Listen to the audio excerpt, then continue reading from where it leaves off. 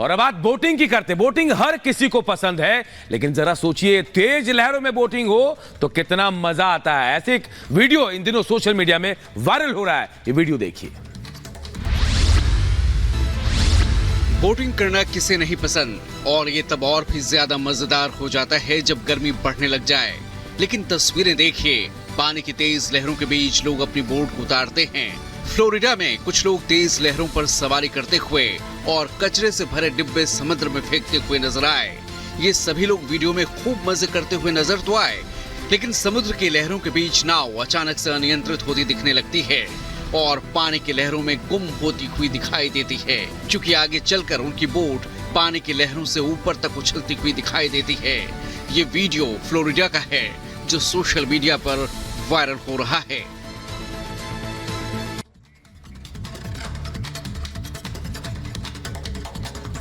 अक्सर आपने रस्सी पर करतब करते हुए बच्चों को देखा होगा, लड़कियों को देखा होगा। ऐसी एक वीडियो इन दिनों सोशल मीडिया में वायरल हो रही है। आप सोच रहे होंगे कि आखिर इस वीडियो में है क्या, तो आप रस्सी में कितने करतब कर सकते हैं, ये इस वीडियो को देखकर आप सोचिए। वैसे तो अक्सर कई ऐसे वीडियोस सामने आते हैं जिनमें लोग अजीबोगरीब करतब करते दिखाई देते हैं, लेकिन क्या आपने सिर्फ एक रस्सी के सहारे कोई करतब किया है? अगर नहीं तो शायद ये वीडियो देखकर आप हैरान होने वाले हैं। जी हाँ, इस वीडियो में एक लड़की एक रस्सी के सहारे कभी उस पर लेटकर, तो कभी खड़ी होकर, तो कभी बैठकर लगातार उस पर कई तरह के स्टंट करती है। पूरे वीडियो में लड़की ने अपना संतुलन नहीं खोया, बिना गिरे बिना रुके अपने करतब को दिखाया। स्टंट पूरा होने के बाद वो रेत में गिर जाती है। अगर आप भी ये ट्राई करना चाहते हैं तो किसी ट्रेनर का सहारा जरूर लें।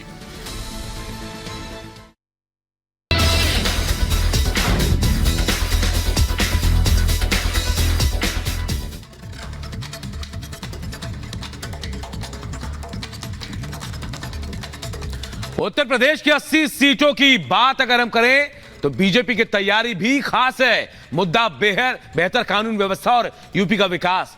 इरादा जीत हासिल करना है। रिपोर्ट में हम पूरी खबर आपको दिखाते हैं।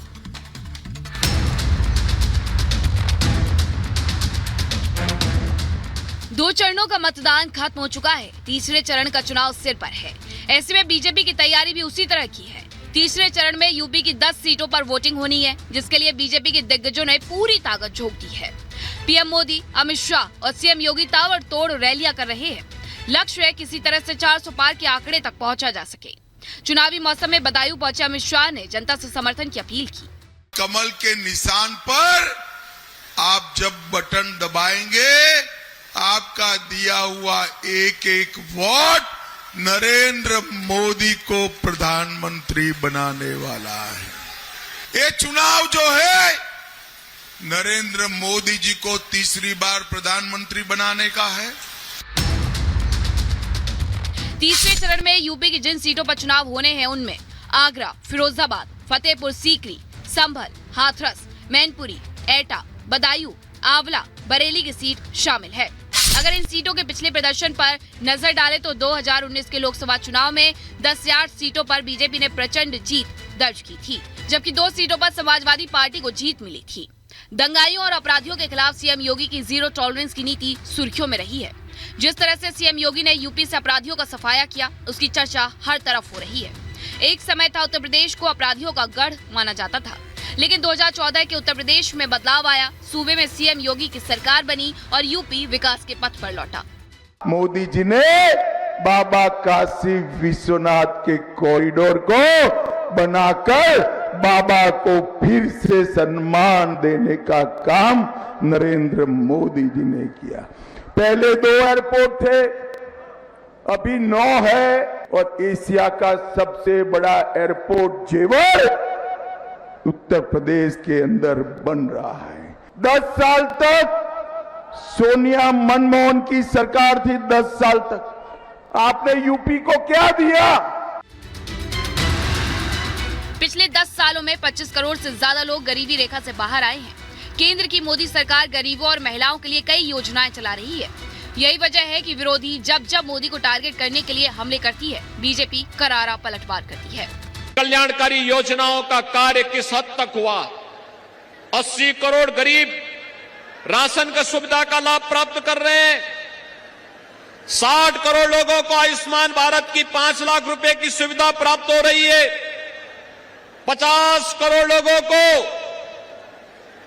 जनधन अकाउंट खोल करके कांग्रेस और सपा बसपा के लूट से मुक्ति दिलाने का काम किया गया है। उत्तर प्रदेश की बाकी सीटों पर चुनाव को लेकर बीजेपी की तैयारी पूरी है। पिछले चुनाव में प्रदर्शन भी शानदार था। हालांकि इस बार समाजवादी पार्टी की चुनौती भी बरकरार है। सपा कह रही है कि बीजेपी सिर्फ धर्म की राजनीति करती है। बीजेपी को परिवार से दिक्कत है। अगर ये जो परिवारवाद चिल्ला रहे हैं, अगर वो संकल्प लें कि किसी परिवार वाले को टिकट नहीं देंगे और किसी भी परिवार वाले से वोट नहीं मांगेंगे, तो बताओ कितने बचेंगे? ये संघर्ष वाला है, मैदान में रहने वाला परिवार है। और फिर हम सब परिवार तो एक ही तो है, पीडीए परिवार। कहते हैं दिल्ली की सत्ता का रास्ता यूपी से होकर गुजरता है। यही कारण है कि बीजेपी यूपी की 80 सीटों पर जीत दर्ज करने के लिए जोर शोर से जुटी हुई है, ताकि किसी तरह से लक्ष्य तक पहुंचा जा सके। Bureau report, republic Bharat.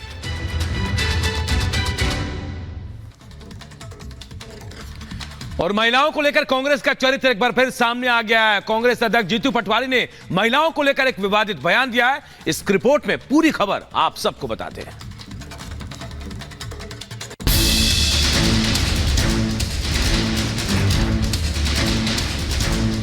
BJP नेता इमरती देवी के खिलाफ जीतू पटवारी के बयान के बाद बीजेपी कांग्रेस पर हमलावर है। जीतू पटवारी ने इमरती देवी के खिलाफ आपत्तिजनक टिप्पणी की और इसके बाद बीजेपी ने कांग्रेस को बुरी तरह घेरा। जीतू पटवारी ने क्या कहा, पहले जरा वो सुन लीजिए। जीतू पटवारी के विवादित बयान के बाद इमरती देवी ने उनके खिलाफ एफआईआर दर्ज करवाने की बात कही है। देखो ऐसा है, अब इमरती जी का रस खत्म हो गया, जो अंदर चाशनी होती है, अब उनके लिए मैं कुछ बात नहीं करूंगा। बीजेपी ने कांग्रेस पर जीतू पटवारी के विवादित बयान के बाद करारा हमला बोला है। बीजेपी कह रही है कि कांग्रेस का मूल चरित्र ही महिला विरोधी है। अतीत में भी कांग्रेस के दिग्गज नेताओं ने महिलाओं के खिलाफ अभद्र टिप्पणी की थी। पहले भी कमलनाथ और दिग्विजय सिंह के बयान को लेकर हंगामा हुआ था। Bureau report, republic Bharat. और इधर देखिए, एमआईएम चीफ असदुद्दीन ओवैसी ने प्रधानमंत्री नरेंद्र मोदी पर निशाना साधा और मुसलमानों को घुसपैठिया कहे जाने पर जोरदार हमला बोला है। रिपोर्ट आप सबको दिखाते हैं। हैदराबाद में चुनावी रैली में एआईएमआईएम प्रमुख असदुद्दीन ओवैसी ने पीएम मोदी पर निशाना साधा। ओवैसी ने मुसलमानों को घुसपैठिया कहे जाने पर सवाल उठाए। कैसे घुसपैठी हमें बताइए आप? आखिर क्यों वजीर आजम 17 करोड़ मुस्लिम अल्पसंख्यक समाज की इतनी बेइज्जती क्यों करना चाहते हैं? इतनी नफरत क्यों है उनकी दिल में? अरे हम आपको वोट नहीं दिए, नहीं देंगे, अलग बात है, मगर क्या आप हिंदुस्तान के जब वजीर आजम है तो भारत का हिस्सा है 17 करोड़ के मुसलमान नहीं है? तुमको कांग्रेस को गाली देना है, दो तुम कांग्रेस को, मगर क्या हक बनता है वजीर आजम को कि देश की मुल्क की 14% आबादी को घुसपैठिया कहें? हैदराबाद में ओवैसी की टक्कर माधवी लता से है और इन दिनों ओवैसी लगातार अपने वोट बैंक को मजबूत करने में जुटे हैं और भड़काऊ बयान दे रहे हैं। Bureau report, republic Bharat. और दिल्ली शराब घोटाला मामले में एक बार फिर मनीष सिसोदिया दिल्ली हाई कोर्ट पहुंचे हैं। आज उनकी जमानत पर एक बार फिर आज सुनवाई होने वाली है। दिल्ली के पूर्व डिप्टी सीएम मनीष सिसोदिया ने अब जमानत के लिए दिल्ली हाई कोर्ट का रुख किया है, जिस पर आज सुनवाई होगी। दिल्ली की राउज एवेन्यू कोर्ट ने 30 अप्रैल को हुई सुनवाई के दौरान शराब नीति घोटाले के मामले में मनीष सिसोदिया की जमानत याचिका खारिज कर दी। सिसोदिया की जमानत याचिका दूसरी बार खारिज हुई है। कोर्ट में सुनवाई के दौरान सीबीआई ने दलील दी थी कि सिसोदिया किंगपिन हैं। अगर सिसोदिया को जमानत दी गई तो वो सबूतों और गवाहों पर अपने प्रभाव का इस्तेमाल कर सकते हैं। दरअसल 22 मार्च 2021 को मनीष सिसोदिया ने नई शराब नीति का ऐलान किया था। 17 नवंबर 2021 को नई शराब नीति लागू कर दी गई। नई शराब नीति आने के बाद सरकार शराब के कारोबार से बाहर आ गई और पूरी शराब की दुकानें निजी हाथों में चली गई। नई शराब नीति शुरू से ही विवादों में रही और जब विवाद बढ़ा तो 28 जुलाई 2022 को सरकार ने अपनी शराब नीति को रद्द कर फिर से पुरानी पॉलिसी लागू कर दी। Bureau report, republic Bharat.